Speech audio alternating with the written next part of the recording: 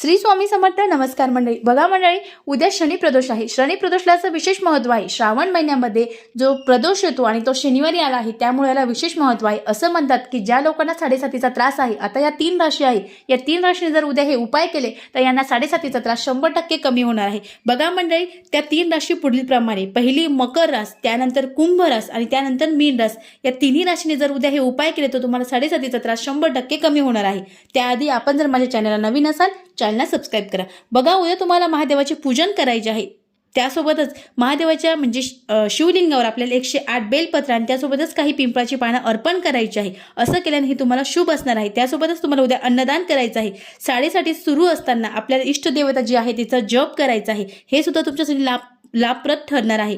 यासोबत हनुमानाचं दर्शन घ्यायचं आहे. समर्थ रामदास कृत मारुती स्तोत्राचं पठण करायचं आहे आणि 11 वेळा शनी स्तोत्राचं पठण करायचं आहे. अतिशय साधे